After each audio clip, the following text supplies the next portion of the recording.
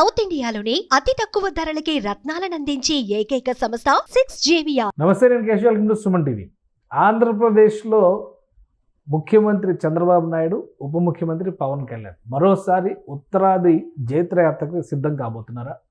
Delhi elections heat ఉత్తరాదిలో రాజకీయ పార్టీలను కంటి మీద కునుకు లేకుండా చేస్తున్నాయి. ప్రధానంగా అక్కడ ముక్కోణపు పోరు జరగబోతోంది. ఇటు ఆమ్ ఆద్మీ పార్టీ, అటు బీజేపీ, మరోవైపు నుంచి కాంగ్రెస్. ఈ నేపథ్యంలో ఏపీ టీం, ఈ లీడర్స్ ఇద్దరు కూడా ప్రచారానికి సన్నద్ధమవుతున్నారు. ఢిల్లీలో తెలుగు ప్రజల ప్రభావం ఏ విధంగా ఉంటుంది, తెలుగు నేతల ప్రాబల్యం ఎంతవరకు పనిచేస్తుంది, విశ్లేషించే ప్రయత్నం చేద్దాం. మనతో పాటు చంద్ర శ్రీనివాస్ గారు, అనలిస్ట్ చంద్ర శ్రీనివాస్ గారు. నమస్కారం. నమస్కారం అండి. మహారాష్ట్ర ఎలక్షన్స్ అయినాయి, మళ్ళీ ఇప్పుడు ఢిల్లీలో అడుగు పెట్టబోతున్నారు. ఇద్దరికి ఆహ్వానాలు అందినాయి. 1వ తారీఖు షెడ్యూల్ ఫిక్స్ అయిపోయిందని చెప్పని ప్రచారం జరుగుతుంది. అండ్ ఢిల్లీలో తెలుగు వాళ్ళ ప్రభావం ఎంత అసలు? ఆంధ్రప్రదేశ్ నుంచి ఇద్దరు లీడర్స్, ఈ ద్వయం వెళ్ళడం వల్ల కలిసి వచ్చేది ఏంటి ఎన్డీఏకి? డెఫినెట్గా అండి. అంటే ఎప్పుడెప్పుడైనా ఎదురు చూస్తున్నారు బీజేపీ వాళ్ళు. ఢిల్లీ దేశ రాజధానిలో తన పాగా తన జెండా ఎగరేయాలి. 3 సార్లు ట్రై చేశారు ఆమ్ ఆద్మీ పార్టీ, జట్కాలు ఇచ్చింది. ఇది 4వ సారి. ఈసారి అవకాశం ఉన్నట్టుగా నివేదిక కనపడతా ఉంది. ఎందుకంటే మనీష్ సిసోడియా కావచ్చు, 1.5 ఇయర్ పైన జైల్లో ఉన్నాడు, ఒక ఎంపీ ఉన్నాడు, సాక్షాత్తు ముఖ్యమంత్రి ఉన్నాడు. ఇవన్నీ పరిణామాల మధ్య ఒక రకంగా అవినీతి వ్యతిరేకంగా పోరాడే వ్యక్తే అవినీతి కేసులో, లిక్కర్ కేసులో కూరుకుపోవటం అనేది ఒక రకంగా దేశవ్యాప్తంగా సెన్సేషన్ అయింది. అన్నా హజారే లాంటి వాళ్ళు కూడా చెప్పారు. నేను ఆ రోజునే చెప్పాను, దీనికోసం పార్టీ పెట్టడం కాదు, ఉద్యమంగా వెళ్ళాలని. ఏ రోజుకైనా ఇబ్బంది పడతాం ఆ రోజు చెప్పాడు ఆయన. సరే, ఏదైనా కానీ ప్రజలు క్రమేపీ ఆ పార్టీ మీద ఉన్న ఇది తగ్గిపోయింది. ఆ తగ్గిపోయింది, అది ఆసరాగా చేసుకొని బీజేపీ పుంజుకోవడానికి ప్రయత్నం చేస్తుంది. ఇదే సమయంలో ఈయన కూడా కాంగ్రెస్తో ఉన్నాడంటే అది కూడా లేదు. వీళ్ళిద్దరికి అంత పసుకట్ల మనం చూసాము హర్యానా ఎలక్షన్స్లో కానీ, మిగతా వాటిలో కూడా. అప్పుడున్న కమిట్మెంటు కేజ్రీవాల్కి ఆ గ్రాఫ్ అనేది తగ్గటం వల్ల బీజేపీకి అందిపుచ్చుకునే అవకాశం ఉంది. ఇదే సిచ్యువేషన్స్లో ఈ పార్టీలో ఎవరైతే తెలుగు వాళ్ళ ప్రభావాన్ని మనం చూసాం. మనం మహారాష్ట్రలో 15-16 నియోజకవర్గాలతో పాటు మొత్తం కూటమి వన్ సైడ్ విక్టరీగా రావడానికి పవన్ కళ్యాణ్ గారి యొక్క ప్రచారం బాగా ఉపయోగపడింది. అప్పుడు చంద్రబాబు నాయుడు గారికి వెళ్ళాల్సింది, వాళ్ళ బ్రదర్ చనిపోవడం వల్ల వెళ్ళలేపారు. లాస్ట్ మినిట్లో ఆగిపోయారు. అవకాశాన్ని పవన్ కళ్యాణ్ గారి ద్వారా సక్సెస్ చూశారు. కాబట్టి ఇప్పుడు మరి ఢిల్లీ గడ్డ మీద జెండా ఎగరేయాలి అందరికీ ఉంటుంది కదండి. కాబట్టి తెలుగు వాళ్ళు అంత ఈజీ కాదు అని ఆమ్ ఆద్మీ పార్టీ ఇప్పటివరకు చేసింది. ఎందుకంటే ఎవరు ఊహించలా ఆ స్థాయిలో స్ట్రాంగ్ రిటాలియేషన్ ఉంటుందని. 3 టర్ములు మోడీ గారి కేంద్రంలో ప్రధానమంత్రి కాగలిగారు, కానీ ఢిల్లీలో మాత్రం బీజేపీ అధికారంలో రాలేకపోయింది. సో ఇప్పుడు ఏమైనా డిఫరెంట్గా ఉంటుందా గేమ్? ఇప్పుడు మార్పు వచ్చే అవకాశం ఉందండి. ఎందుకంటే 20 నుంచి 30 నియోజకవర్గాలు తెలుగు వాళ్ళ ప్రభావం ఎక్కువ. ఇప్పుడు వీళ్ళు అక్కడ స్థిరపడిపోయారు. అప్పుడు గుర్గావ్ దగ్గర యువతల వరకు ఢిల్లీ మెయిన్ కీలకమైన ప్లేస్లో వాళ్ళే గెలుపోవటం నిర్ణయించే పరిస్థితిలో ఆ స్థాయిలో వెళ్ళారు. దాంతోపాటు మిక్స్డ్ కల్చర్ ఏదెట్లా హైదరాబాద్లో అయితే అందరూ వచ్చి ఎట్లయితే ఉంటారో అక్కడ సంస్కృతులు భాగం అయిపోయారు. ఈయన ఉచితాలు, ఫ్రీ మహిళల కోసం రాయితీలు కావచ్చు, విద్యుత్ కావచ్చు, కొన్ని సంస్కరణలు బస్తీల్లో ఎక్కువగా ప్రభావితం చూపింది.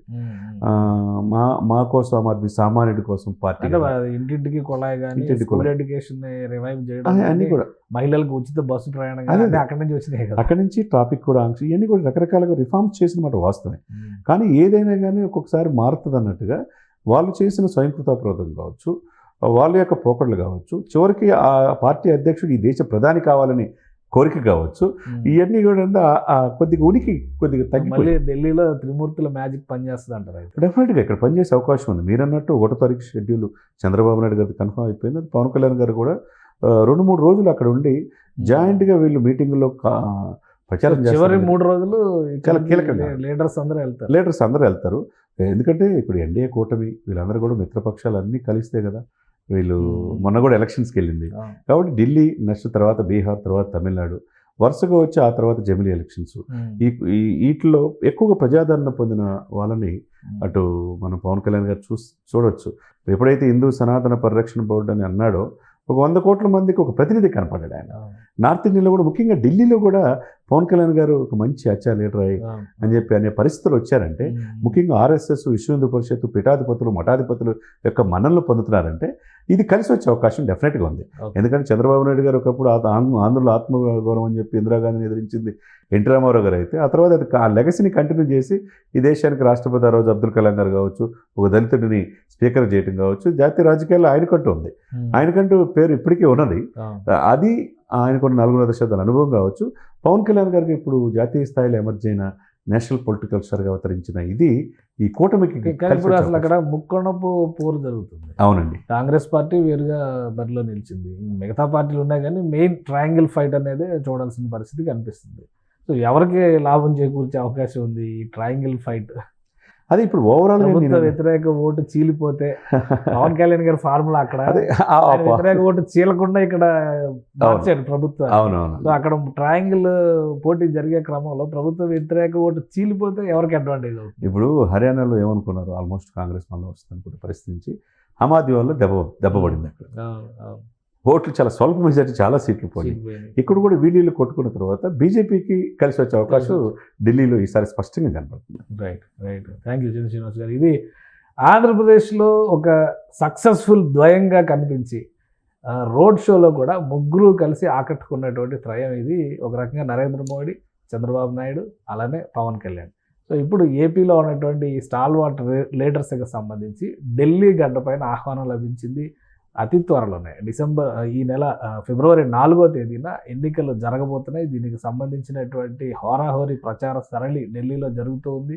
అక్కడ తెలుగు వాళ్ళ ప్రభావం ఉన్నటువంటి నియోజకవర్గాలపైన బీజేపీ స్పెషల్గా ఫోకస్ పెట్టింది. ఏపీ నుంచి పవన్ కళ్యాణ్ని, చంద్రబాబు నాయుడిని ప్రచారానికి ఆహ్వానించింది. సో చివరి 3-4 రోజులు ప్రచార హోరు ఢిల్లీలో ఖచ్చితంగా కనిపించే అవకాశం ఉంటుంది. ఇక ముక్కోణపు పోరులో అడ్వాంటేజ్ బీజేపీ ఆధ్వర్యంలో ఉన్నటువంటి అభ్యర్థులకే ఎక్కువ జరిగే అవకాశం ఉందని చంద్ర శ్రీనివాస్ గారు విశ్లేషిస్తున్నారు. ఇది స్పెషల్ డిస్కషన్. Keep watching.